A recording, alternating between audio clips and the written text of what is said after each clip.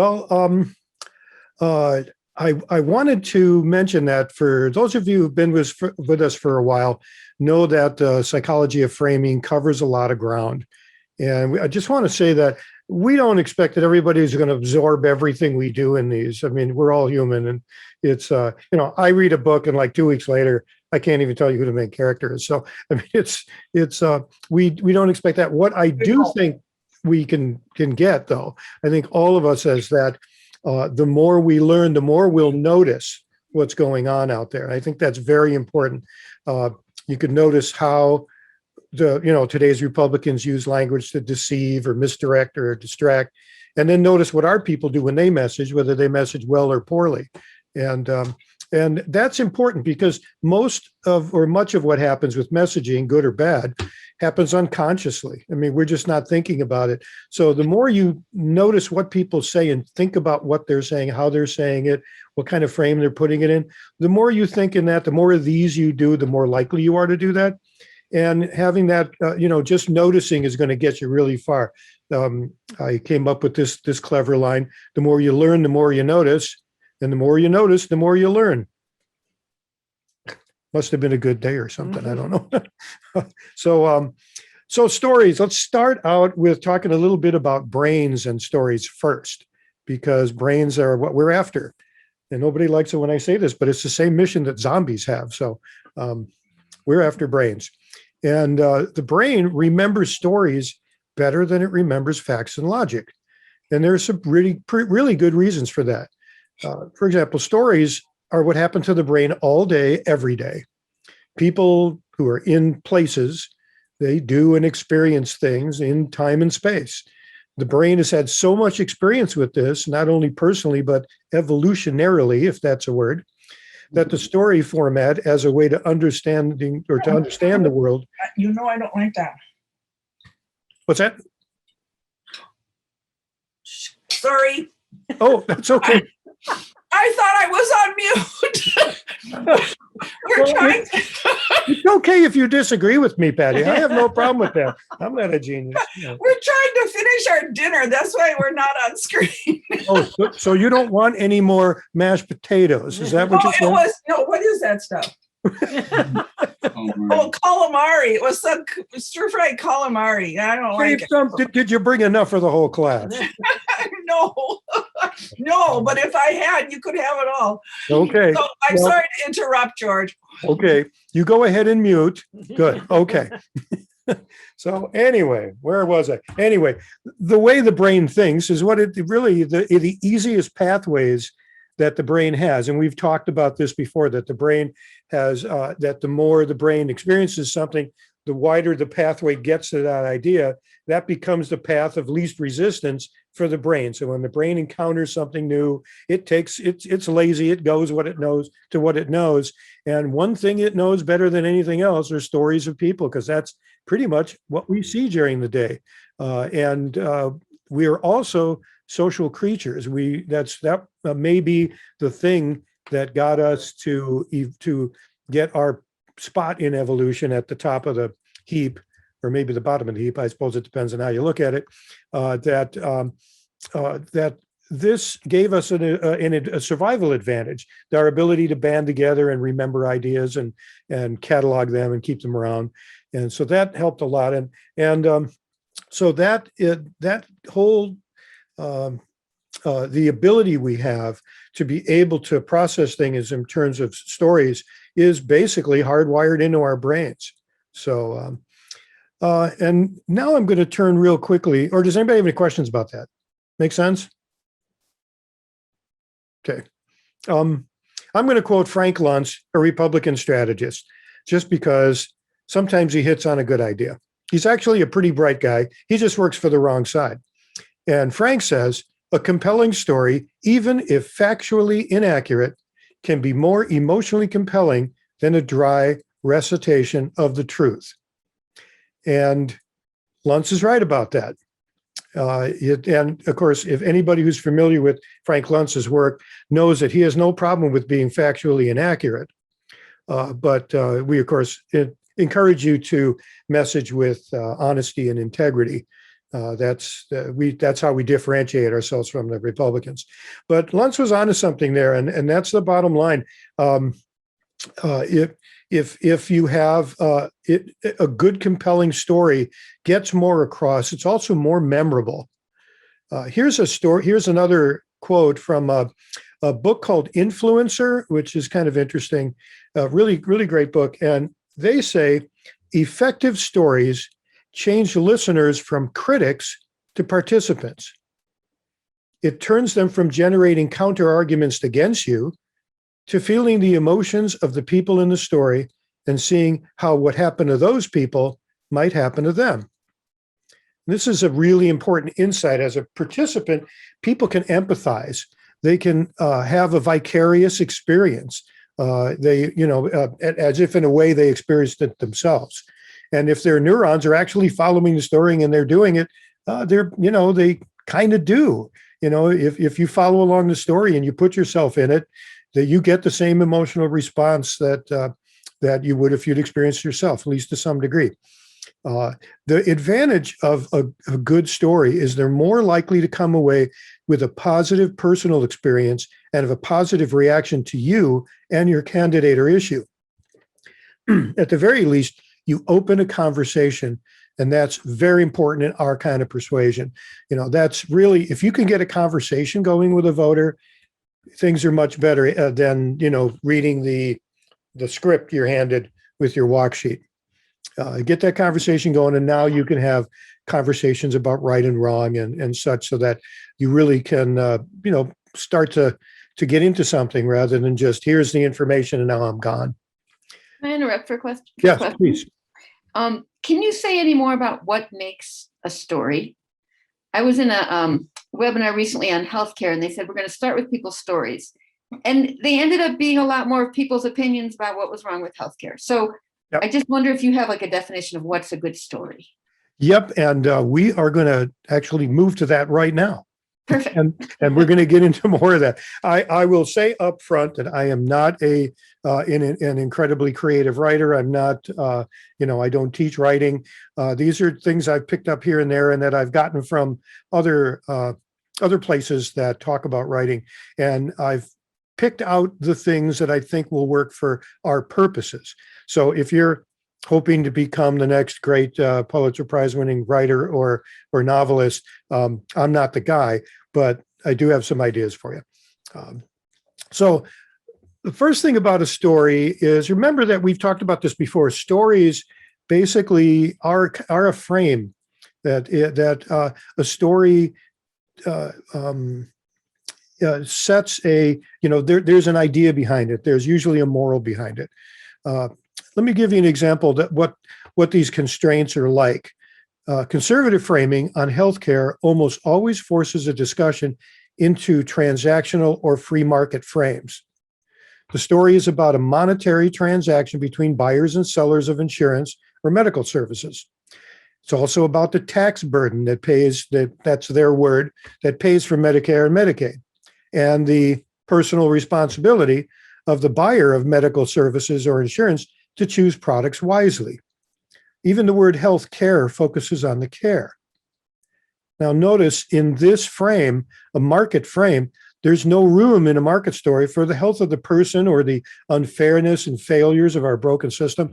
It's only about whether or not you chose well or poorly in your healthcare decision-making, which also extends to what we've talked about with the conservative, or the Republican, I'm being more careful now, the Republican viewpoint that you either deserve what you get or you don't, and that's all based on how hard you work.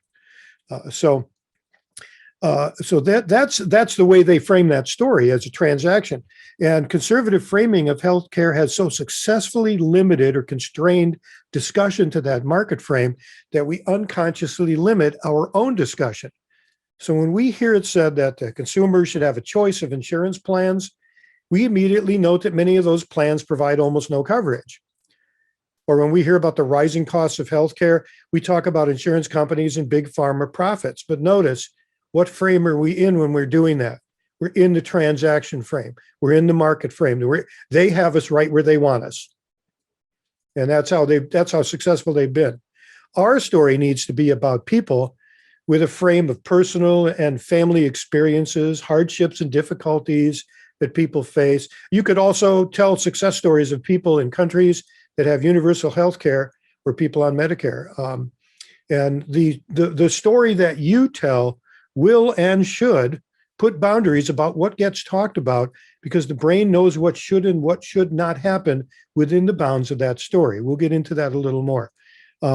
Lisa has volunteered to tell a personal healthcare story.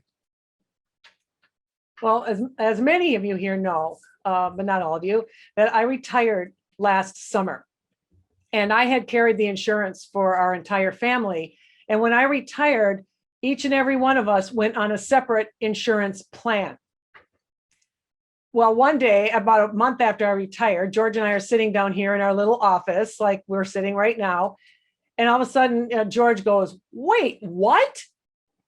And it turns out Walgreens had sent him an email notifying him that our son's prescription was in, and the cost was $975. It had been $11 on the other insurance. So George calls Walgreens. He said the insurance denied it, which then put me into like a total, like, what? Because, how many stories have we heard about people getting denied necessary medical care and prescriptions because their insurance company wouldn't cover it? So I kind of went in a little bit of a freak out. And it turns out, so then he called the insurance company and they said, well, they don't cover that particular one. So we had to call a doctor, and the doctor then had to prescribe something different that was on their formulary. And so we thought, okay, problem solved. 2 days later, George gets another email from Walgreens, and our son's prescription is in, but now it's $473. Because now the insurance company is saying they're not the primary insurance, that the old insurance company's primary, but the old insurance company doesn't even cover him anymore. So it was so that was like a series of about 7 phone calls to get all of this straightened out for one prescription for one person in our family, not to mention all of the fear that was kept rising up, because I'm thinking it's not going to be covered. Well, it ends up, it was covered, but still, it's like, why did this have to be so hard? Why is it this hard? It shouldn't have to be this hard. And talking about that story that's my personal story. And that then can invite whoever I'm talking to share their own personal healthcare story, or somebody or something that they've heard. And that's where we enter into the conversation, not on the market and the transaction and the taxes and all that kind of stuff. It's about real people and how real people are affected by our dysfunctional healthcare system that we have in this country. And a friend of ours, a colleague in this work, who was going to be here tonight, but she's not. She has a group called Women Talking Out Loud and Thinking Out Loud. And they created a frame around healthcare and this particular thing about healthcare being so hard. And they call it healthcare made easy. When you eliminate the insurance companies, all that stuff, all of a sudden healthcare just becomes easier to deal with. People don't have to deal with all these hardships. So entering into like that can open up a conversation with people, and you stay out of the conservative frames in that. Oh, yes, and pre-existing conditions can be crazy too, I see in the chat. Yeah, and so think of how that story, how we changed that story from what it was, all a transactional, all about money, all about cost. That another favorite thing of Republicans, they always want to talk about cost. Of course, any good business person knows you also have to talk about revenue. And the only time they talk about that is we don't want any revenue, we're going to cut taxes. But they set this frame, and this frame is used a lot. And you turn it into a personal story. And what'll happen is people will remember that personal story more than they'll remember a whole list of facts or a bunch of policy details, because they can relate to it. And remember, their brains are all set up for it to be very easy for brains to process stories. So really important. Any questions up to now? George. Yeah, Ron. If folks remember, I want to say it's 2012 with the gay marriage amendment that we were all against. That was the vote on the constitutional amendment to ban gay marriage. Mm-hmm. And folks from here met with folks from Oakland, and we changed our whole delivery system to tell stories about people we knew, family members, friends, coworkers, neighbors that we knew or we knew of, or a friend of a friend of a friend who happened to be gay or had an experience, and it was all relational. Yeah. And that's why we won. Mhm. Yeah. And we stopped the amendment, and then the next year we passed the bill. Yes. Yeah, and also think about a big frame that came out to help all that along, instead of the frame that conservatives were pushing, which was this is some kind of sin or something to be avoided.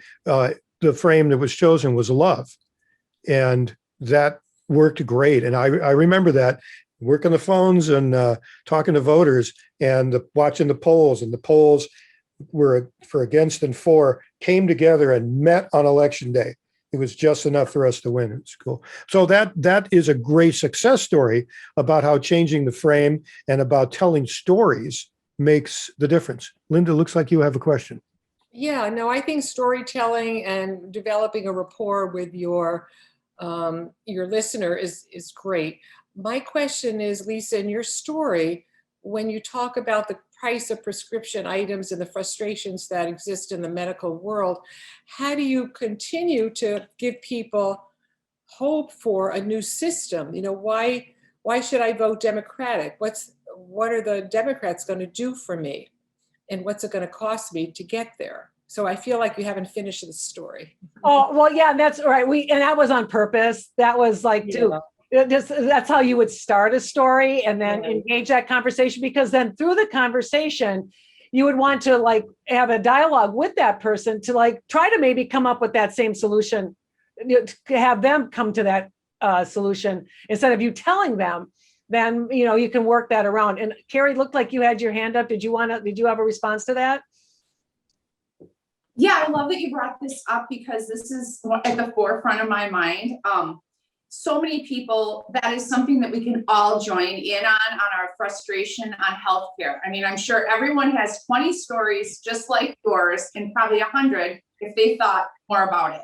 So that's my point one. Point two, I just want to bring this up because I know we're a group of all super engaged, smart folks in the room here. I had talked with my doctor last summer about this issue with healthcare generally, and he said, here's the issue. We have all these layers of employment that's dependent on this system. And I myself am a former clinical healthcare provider and understand that. And it's only as the decades have gone on, it's gotten increasingly complicated. So I just wanted to leave everybody with that there's a lot of people in a lot of jobs that depend on this horrendously difficult to deal with system that we have. And I think most people want it reformed. And a lot of those folks that depend on the system now aren't super high paid people. Right. They're the people processing. They're not at the way top. So I don't know how we fix it. That's all I'll leave you with. Yeah, and that's a hard thing, but you've opened a conversation talking with that person about it. You say, I certainly can understand that. It's important that we find out a way to deal with this change in this industry, because we've had other industries that, if you're a coal miner, you're going to be out of a job here pretty darn quick. Nobody's building new coal plants. And so this happens all the time. But let's think about those stories. We're talking about, for the future, for a long time, stories of people who are going to be able to get the healthcare they need and not have it be hard, make it be easy. It doesn't mean, you don't have to be rich to have it and all that. Lisa had, at the risk of another quick story, Lisa had a story about a friend who went to London or England. Yeah, I have a friend that went to London. Oh, this was a number of years ago. And when she first got there, she broke her arm and she got taken to the hospital, the emergency room. And they just bring her in and they ask her name and they write it down. And she's like, well, do you need to see my insurance card and all this stuff? And they're like, what would I need to see that for? And, and then like, no, we don't need to see your insurance card. And she got she got taken care of, she got splinted up or whatever, reset or whatever. She was there long enough that she actually went in for a second appointment to get a follow-up like 5 days later, and never got a bill. Nothing. I mean, she told him, she's like, I'm not a citizen and I don't pay taxes here. And they're like, it doesn't matter. Healthcare is a right that everybody should have, no matter where you're from. And so they have a whole different framing of healthcare in European countries or in Canada. And I see this on Reddit because I'm a lurker on Reddit, and I see other people from other countries that have more of a universal healthcare system. They think we're crazy in this country, the way we run our healthcare system. But it's just, they have a whole different frame for how they look at healthcare. You have a right to be healthy, and we're going to make that happen. So both of those stories open up a conversation, and then you can then start talking about, well, what's right and wrong about our healthcare system? What's morally right? What's the right thing to do here? Because what we're doing isn't working. And so, again, but the stories are the things that draw people in. They're the people, those are the things that open up those conversations in a way that everybody can engage in without fear. I've used the example in our workshop that when you go out door knocking, everybody's afraid. The person looking at you coming up the driveway thinks you're obviously more political than they are. So they know, you must know all the answers. What if you ask them a question that they won't have the answer for? And then you're thinking the same thing. Gosh, somebody handed me this walk sheet. I have barely looked at it, and I got to go talk to somebody. What if I make a mistake and I look like an idiot? Whereas if you can get off of the policy stuff and you can talk in stories and talk about real people and about what's right and wrong, those are discussions everybody can have. And that just makes things a little easier, opens it up. One last thing, I'll point out that you won't always know if you've made that difference or not. Don't think because you might have still gotten a no at the door for your candidate, you still might have planted a seed in somebody's head about a different way to think about things. And that's really what we're after. Framing and messaging is a long game. There are tactical things we can do, but if we're not doing strategy, then we're losing. And that's what's happened. And so we have to turn that around.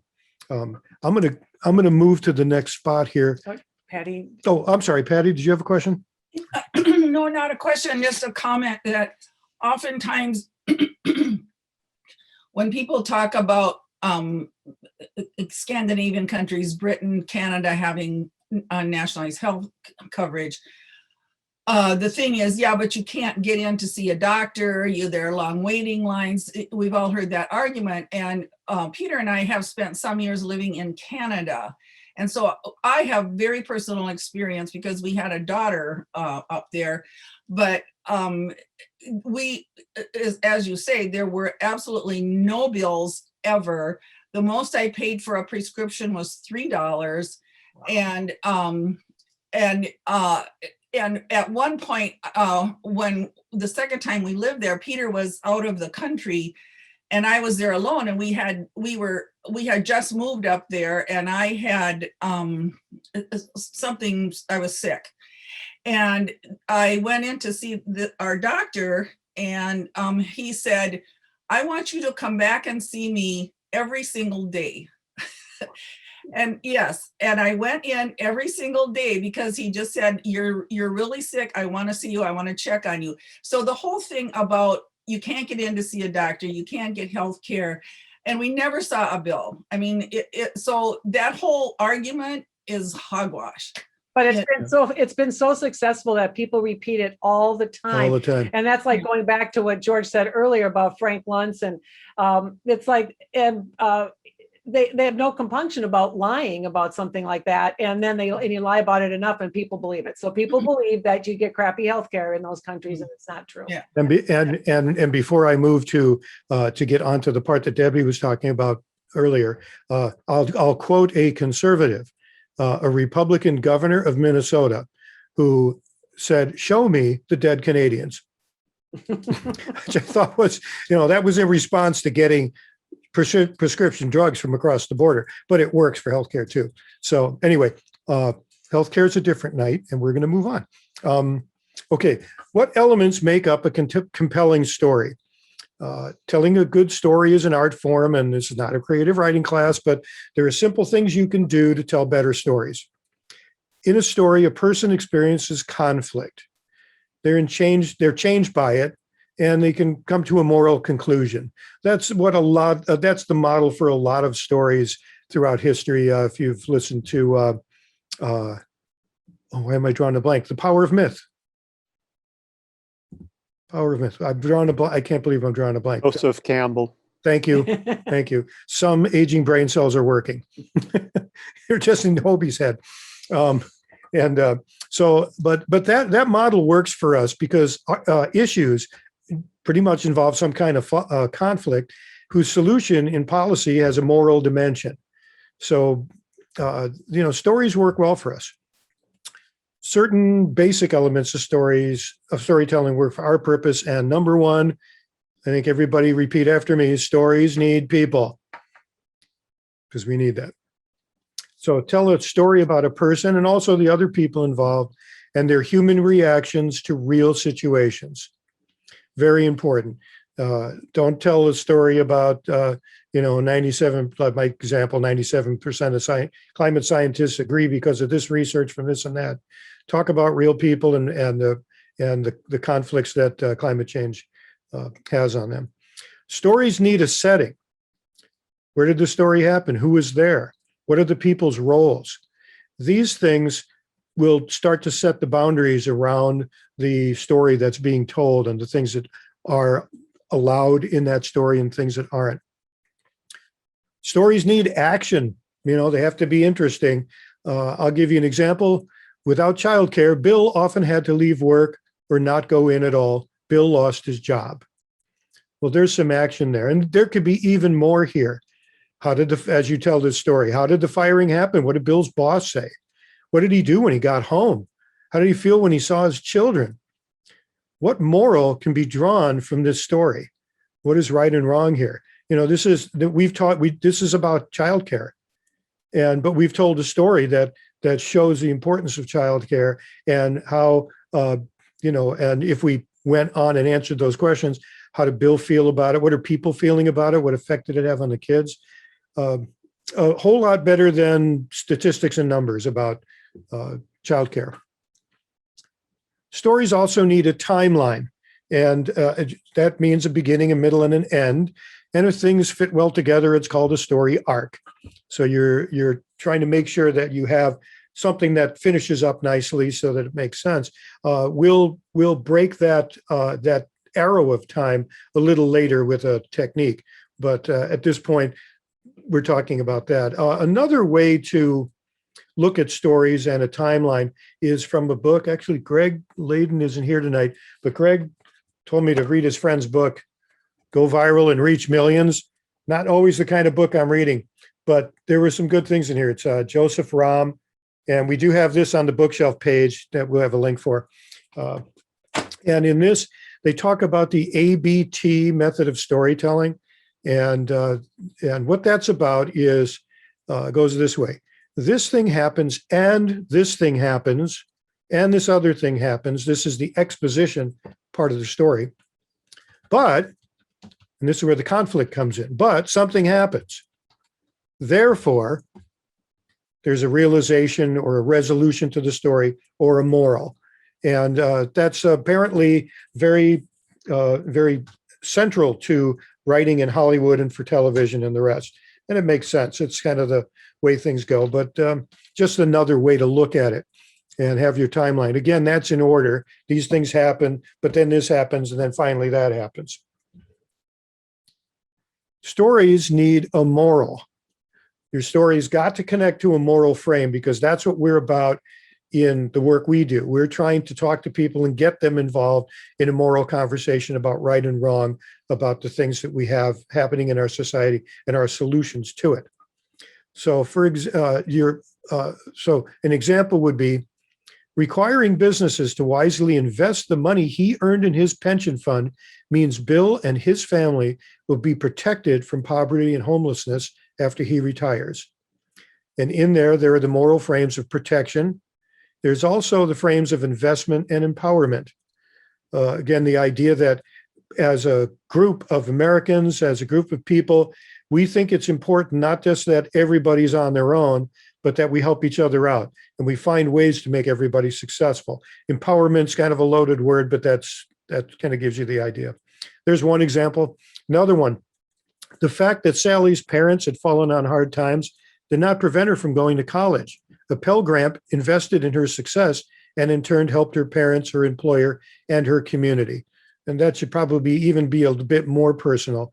But there, the moral frames are investment and empowerment again. And then another one, we have all lost something when we let people like Bobby fall through the cracks. Bobby might have discovered the cure for cancer or put his talents to work in his community or employed people in a small business. So in this case, we're using the common good frame because if Bobby succeeds, everybody does. And we're also using something we'll talk about in a minute called past and future projection. In this one, this isn't happening exactly in the regular linear arrow of time. We're talking about what might have happened had Bobby had the opportunities he needed beforehand and what that could have resulted in later on. And stories, in our case especially, need a call to action. So, when we tell a story and we talk about these moral frames, when we're done, it could be as simple, well, my candidate believes those things. I hope we have your vote. Or another one that we talk about, people have heard before, be a voter on election day. Enable John Smith to pass the legislation that empowers Bobby to make our community a better place. Or donate $25 to the Senior Action Program to help Bill and everyone like him spend their golden years in dignity. So have some kind of call to action. For us, it's normally vote for this or for this person or this referendum item. And then lastly, stories, especially in our business, need to be real stories. And what I mean by that is even more than real, they need to be something that you heard from the person who experienced it or a relative or close friend of the person who experienced it, because you can't just make stuff up like Reagan used to do with the welfare queen driving the pink Cadillac and all that stuff. Because if you tell stories that you have heard from a person who experienced it, you will sound authentic. And if you don't, and you're making them up, you won't sound authentic, and people can tell that. Just and you don't want to do it anyway. So this means that what you need to do is become a collector of stories. If you're a candidate, especially, become that collector of stories. Make sure you write them down or have one of your minions taking notes when you go to campaign events so that you can remember these minions. They're kind of cute, the little guys. We don't have minions. We don't. What's it? Humans have. How's it go with the cats? No, it's dogs. Dogs. Okay. All right. Dogs have owners, cats have staff. Okay. Sorry. I think Republicans have minions. Republicans have minions. That's right. That's right. They have minions. Democrats have people. Yeah. So are there questions about that? I kind of went over a lot real quick. Well, there's a pooch. Yeah. Does that kind of make sense? Oh, yeah, go ahead. I'm sorry, Carrie. Well, it reminds me of the last session that you had and kind of what I walked away with, that hero's journey when we talked about canvassing too. Like the best thing in my mind that you can do when you approach somebody at the door is to tell them why you're there. What are you doing here? Yeah. What do you want to come out tonight, knock on the door? Why and that's a personal story. You don't need a script. And everybody has that I have a problem, I have a realization, I have a call to action, here I am, we're talking, I have a resolution. You know what I mean? Like the beginning and the end. Yeah. And so if that when we're sending people out to canvas or talk about the stories, then that kind of ingrains in our minds so we can go, wait a minute, how do I want to do this again? And then we tell a story about the healthcare, and then we tell a story about education, and then I don't know. That's what all I had. No, you That is mentioned it. that last time, and I love that because that is a great way to think about being able to. Because one of the things people have a hard time doing is how am I going to remember to come up with a story, or how am I going to remember to get in that mode and get out of this? And your way of saying, why am I here? That's what you want to communicate to the voter. And if you're putting yourself in that situation and telling people why you're there, you're really telling them why you care about things, and that's perfect. It puts you right in the right frame of mind. In fact, I think I might steal that if that's all right. So, Okay, thanks. And so then- George, but one of the great sins that I share with all my fellow liberals and progressives is the belief that we can beat people into agreement with facts and reason. Mhm. And so you're on the right track by telling a story. And when we talk about the neural connections of the brain, Mhm. and how do we get started on this, just like why are you here, as Carrie said, there's one thing that I use with people. It is, I believe there's a neural trigger that is kicked off that changes somebody's receptivity when they say to you, let me tell you a story. Or you think about kids, once upon a time, Mhm. or remember when, Yeah. or all of these things that are cues for another person to just take a breath, and they're going to hear something that they're going to be more receptive to actually receiving. So if after the door knock and you've introduced yourself, if you haven't said, I have a dream, or proverbial, or just imagine if, I think that helps people get in that mode of actually, beginning to tell their story, or getting the other person to also, sit with them for a minute and listen. Those are great bookends. Carrie's talking about how to make sure we get in our mode, and you're talking about how we make sure that the voter gets in that mode too. And Linda Hopkins, did you have a question? I just had a story to tell about what George is talking about. I was out at lunch with my hubby and his family at Easter time, and they're they're over the edge Republicans, but one of the people was saying, let's not talk politics, and I thought that'd be nice, and then all of a sudden this person turned towards John and me and in a loud voice said, well, do you know anybody that's actually died of COVID? And I thought, here's an opportunity to tell her about someone that, yes, we know she died of COVID because she was at a large gathering where a lot of people were not wearing masks, and she got it and she came home, and before the ambulance could get to her house, she died. And I was really glad to have that opportunity, because one of the people at the table was really against masking or being vaccinated, and they had young children. So yes, here's a story about someone I know. Right. And I know you are brave enough to do that at a family gathering. But I was so scared. Oh, I hated it, but I did it. Yep. I can't imagine that. I've seen you in action, Linda. I don't think you're scared of anything. No. Well, anything else on that? All right. Well, let's talk about how to spice things up a little bit to make stories a little better. Just a few ideas here to make things a little, make things more compelling. And they're kind of fun to practice with, as you'll see. I have some examples here that get a little crazier as they go along, but stories need sensory detail. This is really important. This really can help your stories. It's a hard thing to remember, but if you do, it can really spice things up. The more vivid your story is, meaning incorporating other senses into the story, the more memorable it becomes. And you describe the scene beyond people and place and time. I'll take a quote here from from a brilliant framer, Hobart Stocking, who we just heard from. Sensory elements in words, pictures, and even the immediate environment make your frame come alive. An image often says more than your words. Pick them carefully. And I think it's important there that not just your words, but also you're painting an image. And I've also seen Hobie use on his website images to get across stories, to tell stories and get an emotional response.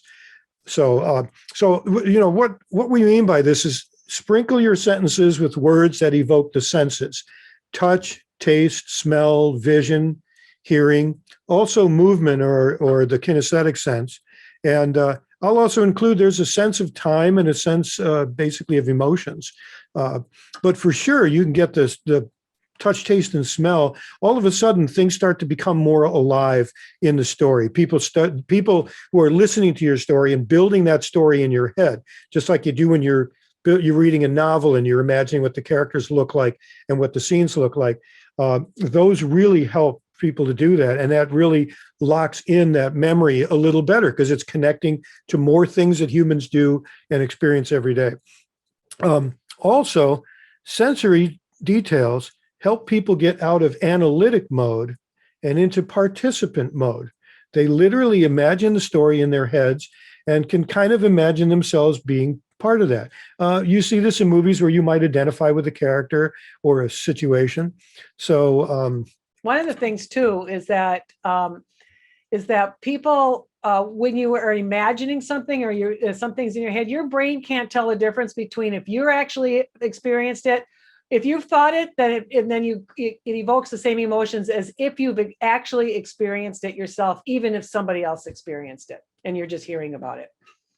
And think about that again. Remember, we mentioned earlier that when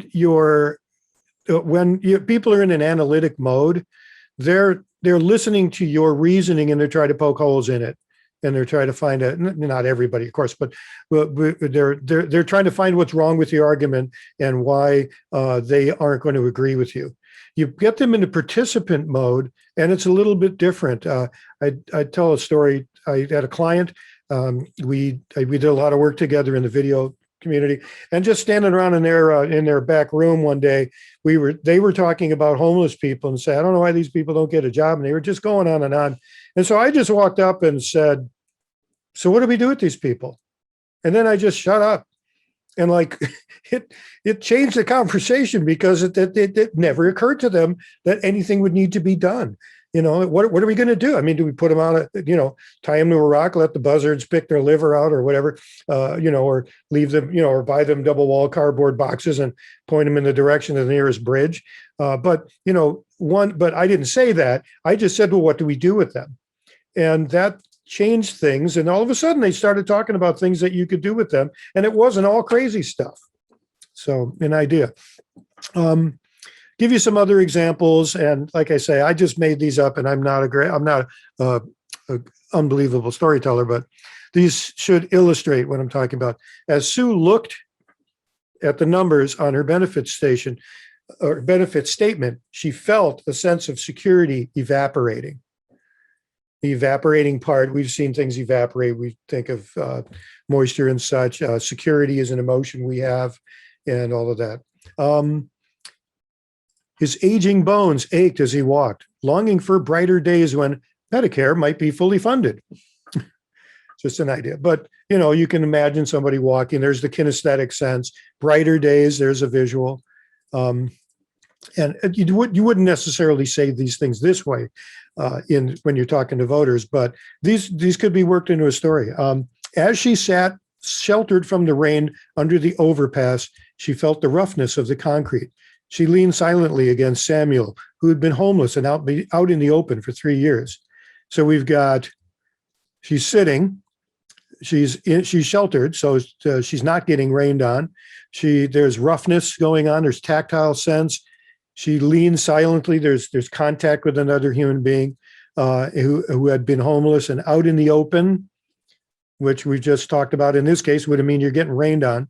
So this story not only brings these sensory things to light, it also generates questions in the listener's mind. So what's going on here? What's happening? People want to know more. If you can work that into your story and the way you tell things, that helps. And then I just couldn't resist. I went completely overboard with this example. As he watched the acid clouds with their poison rain wash over the bleak landscape, Ben, grimy and cold since his escape from the GQP re-education camp, could taste the inherent futility of human existence in every precious nibble of his last remaining brick of once orange government cheese. And I apologize for that again. But I just tried to throw a lot of sensory stuff in there and also a little humor, because sometimes if your stories are funny and you get a voter laughing, there's nothing at all wrong with that. That laughing emotion puts people at ease. But I went overboard, but again, just throwing that stuff in there to make things go a little better. Any questions on that or comments? You can comment. Tell me how terrible I am at this. Patty, thank you. Yes, Patty. I'm sorry to talk so much, George, but No, you go. I was just wondering, so when the previous president used to stand and give his big campaign speeches, and he was mocking people and doing terrible things and physically and verbally, is that, he wasn't really telling stories, but he was evoking the same negative kind of emotions that people were really latching onto. And it just made me think that they were really, that's what was giving them license to go out and do the same thing, was because of that emotional connection from that negative storytelling. Well, and sometimes just a few words can tell a story. So when he started mocking that reporter, basically he didn't say, well, that reporter had cerebral palsy, and so, I'm going to mock cerebral palsy. He just said that reporter got all like this.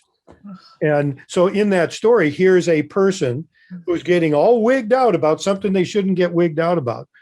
And what a silly person that person is. That's the story tied up in those words. And Trump, I don't want to say he's good at anything, because he's not, but he occasionally erupts with something that that tells a story or gets across. And unfortunately, some negative things, some deceitful things are very effective. Look up propaganda and see all the different kinds of propaganda that there are out there. There are so many different ways, and all of them are meant to basically give you an advantage when you have none. And many of them are very deceitful and mean. Ad hominem attacks are mean. And that stuff does work. You can, the emotion that conservatives use quite often is fear. And Trump was a master of, not a master. I'm not going to give him too much credit for anything, but he was okay at using fear to motivate people. And it works. It's, I think Herman Goering had a quote about that, make people scared enough, they'll follow you anywhere. So Teresa, you had your hand up? Yeah, hi. So I produce and host a podcast in central Minnesota that is trying to reach an audience of either low information or middle ground voters, and also all the way up through liberal, progressive Democrats. And we always start every episode with a storyteller, and then we have someone come on that tells like the details of that. So like for paid family medical leave, we had two storytellers that had very personal experiences with not having access to it. And then we had someone talk about what was going on in the legislature and what the bill looked like. And so this has been really helpful, because I feel like it's helping me refocus like more on what we can get our storytellers to do when they come on to tell their stories. We've been starting to use more sound effects in the background over people's stories. So like the guy talking about growing up on the Crow River and having nature sounds and stuff like that, or wanting to go keep climate change at bay because somebody likes skiing and having snow sounds and stuff like that. So it's, can have your own little Ira Glass kind of This American Life thing going. Yeah. Is it okay if I let people know? Oh, I was going to Absolutely. ask you. To do Yeah. that. If you could tell us, put it in the Yeah. chat, and then I'll actually link up to it when I send out my follow-up email, because I'd be interested to know where we can, the name of your podcast and where we can find it. Yeah, it's Min Central Currents, and I gave you the web address. And anybody that likes storytelling is welcome to contact me to tell stories, because that is the hardest part, is finding because like we can find someone to give us the facts, but sometimes finding the citizen who's actually local to central Minnesota so that we are telling the stories of our own people. Yeah. It's sometimes hard to find those. That is so interesting. That is really, really cool. I know somebody else who's attending tonight, and I will be talking about that on Wednesday, because I think that's a pretty, well, just because you said it, I think that's not, we're talking, Ron Wax and I are talking about doing things in rural Minnesota. And please. And we think that is so cool. So yeah, do that. And it's great that other people can come. Yeah. And I was going to get to this later, but if anybody else is doing stuff, that's cool. If somebody wants to talk about a project or let us know the kind of things they've been doing out there, we love to hear that stuff. We'll make time in these things for that. So just let us know beforehand, please. Thanks, Teresa. And thanks, Teresa. And Jenny, did you have a question or comment? Yeah, just real quick. I was listening to Gretchen Piper, who was running out in our area out here, and unfortunately lost. Uh-oh. Jenny froze up. And she thought, okay, I'm just going to stay cool. And anyway, she asked the guy, she saw a fishing boat in his driveway, and she brought up fishing. And he said, oh, I hope you're probably one of those tree hugging liberals. And she said, well, yeah, actually I am, but I see you got a fishing boat. Do you like to fish? And he was, yeah, I love it. I fish all the time. And she then went on to say, well, do you know that most of Minnesota's lakes now are polluted, and whatever. And she went on, and he didn't know that. And he was kind of. Oh, Jenny, you froze up. Really, really basic. But anyway, I thought it was an interesting story. And she left with, he probably was still going to vote for Trump, but maybe he would vote for her too. Yeah. Well, and you planted a seed, and the seed is, he didn't know that. And we've said this before, the thing about conservative messaging is they're so tight with it that what happens is people only think of it that way. It never occurs to them that there's another way to think about it. And so you all of a sudden threw something into his brain. I bet you that's going to sit there and percolate for a while, and eventually come out that he might, maybe on a clean water referendum item, he might vote for it. So the work you do, if you think strategically about it and you just keep doing it, it will work over time. We've got, go ahead, Linda. Yeah, just real quick, I never watch commercials. I just zip through them, I DVR, whatever. But my daughter is an executive with General Motors, and they're just launching a new commercial campaign for their OnStar. So I decided to watch her commercial, and it's very moving because it tells a story. Very quickly, it tells a story of a young woman driving off the road into a ditch, and OnStar automatically, connects location, sends emergency services. I mean, I had no idea about OnStar and what they do. And then they had another little story of a man wandering off with dementia and how his family finds him using OnStar. So these little stories are just very compelling. And you remember that. What other commercial did you see that day that you remember? I didn't watch any. Yeah. Well, yeah, you didn't watch any, but these things stick in people's heads because they're meant to. That's our heads are wired to do that. And actually, that's an interesting segue. I was going to show a video, and we're almost out of time. I'll show this video. This is about, I mentioned future projection, time projection. So the idea is you kind of say something like, what can we do in the present to guarantee a future or to prevent a bad future? What would things be like if this happened? So we basically extend things out into the future. If you're really good at it, you can move back and forth in time in your stories, and that makes them even more interesting. But I'm going to show this video. It's very short, and let me share the screen. And it's pretty intense. It's a Lyndon Johnson And- commercial. And some of you may remember it. I actually do, or maybe I've seen it since Lyndon Johnson was And- running for president. There's a story implied here, but it's using future projection. How about that, huh? That's pretty intense. Let me unshare here. But there we go. But Minnesota homeowners, no, all the electric stop, companies like please. There we go. But it was a future projection story. And the context is Goldwater at the time was pretty rabid, kind of a pre-Trump Trump. And people considered him a war hawk. And at that time, and some of us lived through that time, there were actual real fears that nuclear bombs could go at any moment. I mean, when I was a kid, I was on Long Island where Russian submarines had landed in World War II.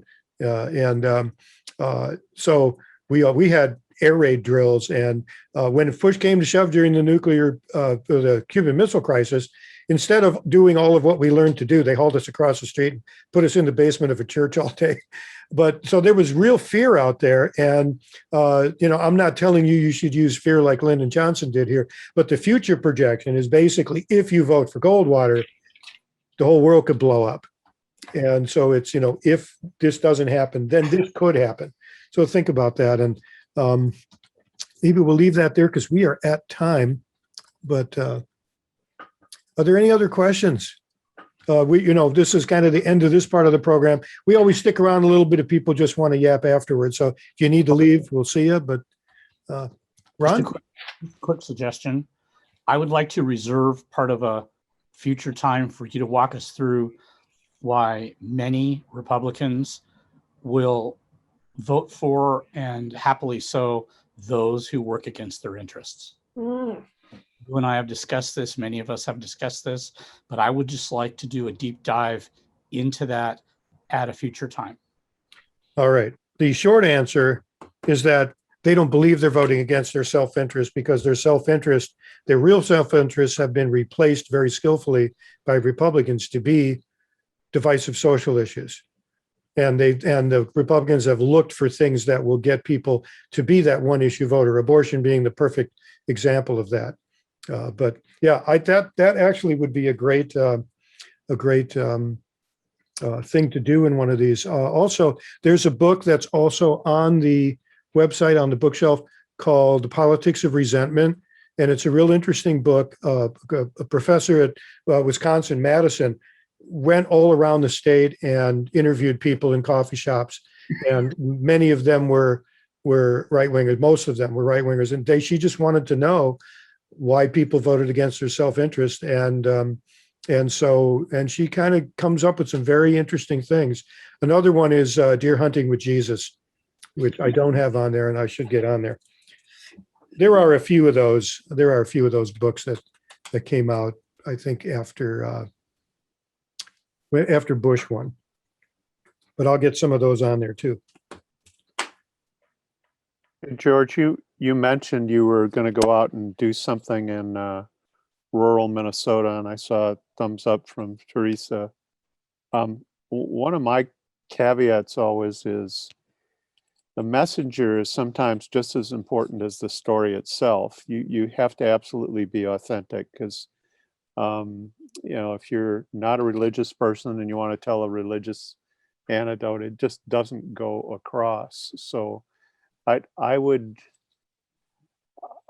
find, if I was doing a podcast in rural Minnesota, I would find as many rural Minnesotans to tell their story as, as city slickers, because we all know how that turns out. We actually had on the paid family medical leave a guy who works at New Flyer, who's a retired veteran, and he lost his wife, who he met. I'm not going to tell the whole story, I'll cry. Anyway, met late in life, married for 5 years, lost her kind of suddenly. And he talked about who she was, talked about how she was a born again Christian. I actually had to fight with I'm in charge. I had to fight with the other person who works with me about why it was vital that we keep that in, because it's relatable to the people that are hearing it. And it's her story and she's gone, and it needs to be told authentically. And he understood after that that was the right thing to do. But you're absolutely right that we need to hear these voices tell their stories. Yep. And I won't, we're still working on what's happening, and I won't, talk about everything we're doing, but this is kind of like, it's very important for Democrats to start paying an awful lot of attention to rural Minnesota and rural America in general. We have not done it the way we should. I know that when you live in a metro area, you're bombarded with issues from all angles, from all sorts of different things that are metro-centric or otherwise have to do with issues that affect metro areas. But the fact that the Democratic Party historically has just not spent the effort that it should have in the rural areas has basically put us in a position where we are neck and neck. We're the party of reality and science and reason, and we're neck and neck with a party who's off the freaking rails, on a crazy train, to quote Ozzy. And so that tells me we haven't done what we needed to do, because the rural states and the rural counties are controlling what's happening in this country.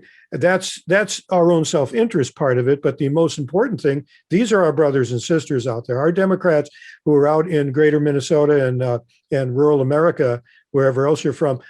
Those folks have real issues, and they need our help. When we go to our state central committee meetings, and it's very important for us when we get together as a state activists, get to know people from all around the state. It's been one of the greatest privileges I've ever had, was traveling around Minnesota doing these workshops. We've done more of these in rural areas than we have in the metro area. And I've had the opportunity to learn an awful lot about what's going on in rural areas. I still don't know enough, and I don't feel comfortable being the spokesman or a spokesman for rural areas. That should come from the people like Teresa's getting there, who are telling the stories and having people know what's going on. Ron and I will be doing a lot of listening and some of the things we're doing, and that's super important. But everybody start thinking about rural issues if you can. If there's a rural caucus in your state, join the rural caucus, attend their meetings. Start learning about what's going on, because when you do, you may be very surprised at how much people agree with us.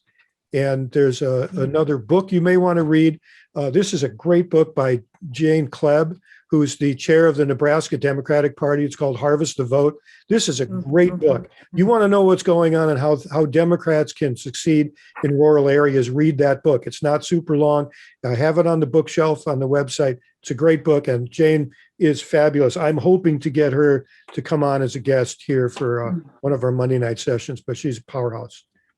So, sorry, I went on there. Okay, Ginny, did you have it was not a big deal. I was thinking that we need more progressive radio and TV stations for sure. I've been listening to AM 950. I just found it last November. I got a late starter, I guess, but now when I listen to Minnesota Public Radio, I can't hardly stand it, because it's just like, but I really like AM 950. So if anyone's from St. Louis Park, got Tom Hartman. Oh, he's cool. Very cool. Yeah, I've been listening to that for a long time. Stephanie Miller, if you get up early in the morning, it's funny too. I listen to her too. And I like Santita Jackson. That's Jesse Jackson's dog. Ah, okay. Oh, froze up again. Patty, did you have something? Well, this is Peter this time. Hi, Peter.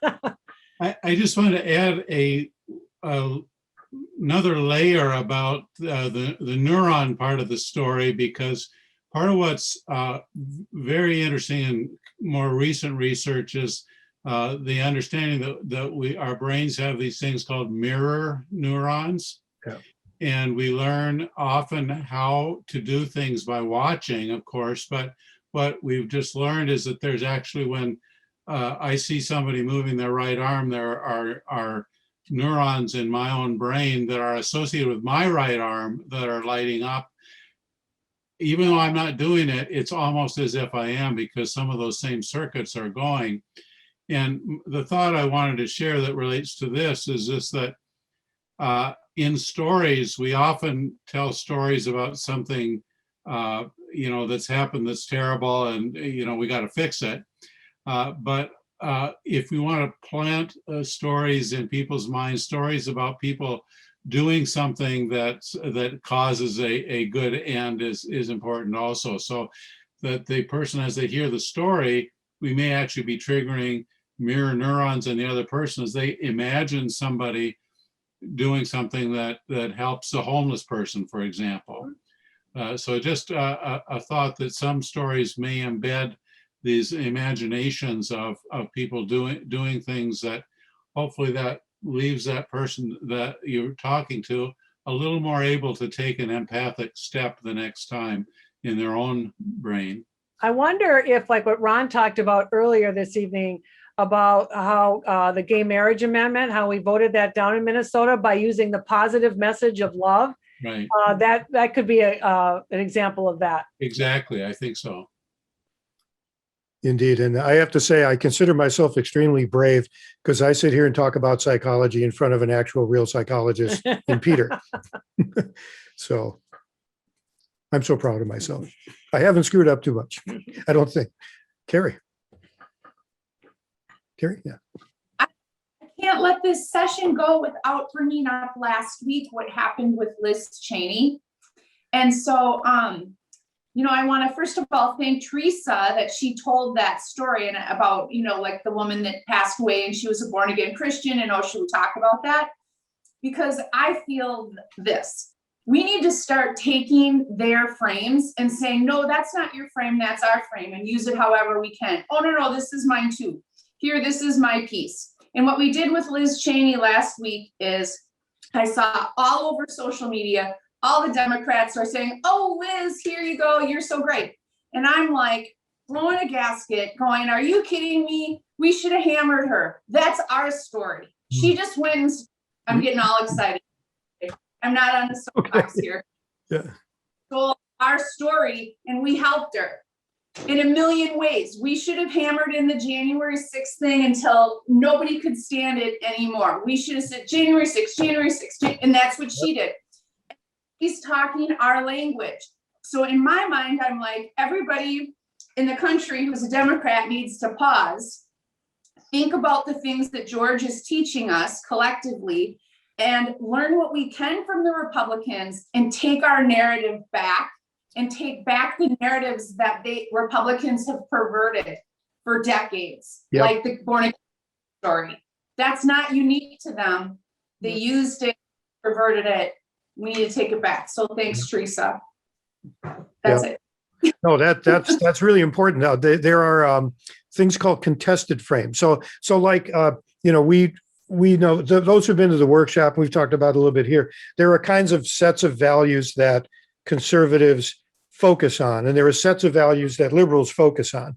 But there's also this group of values that we all talk about but mean different things about. Freedom being one of them. What liberals mean about freedom and conservatives mean about freedom is very different. And the conservative strategists are very good at trying to co-opt our messages before we get to them. And they know that we're not thinking about this. So they will quite often do that. There are many frames and many messages we need to take back. And that's again, one of those things that takes a while, but it never happens if we don't start doing it. So yeah, that's really important.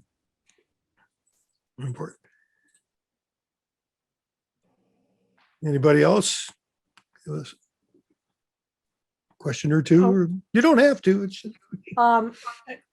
I'll be sending out a follow-up email that will have links to some of the things we talked about tonight, also to our bookshelf, which has, I believe, almost all the books that George mentioned tonight are on that bookshelf. And our next Framing in Action is another Beyond the Basics, and that is on Monday, June 7th. And we'll also have links to Teresa's podcast. And also I see Hobie's got one here, Climate Strategy, Ignoring Rural America at Our Expense. And there are, let's see, I think that's, I want to make sure we cover we record all of this, including the chat. So we'll go back through and make sure we get all that on there, but great stuff. Well, all right. Have fun.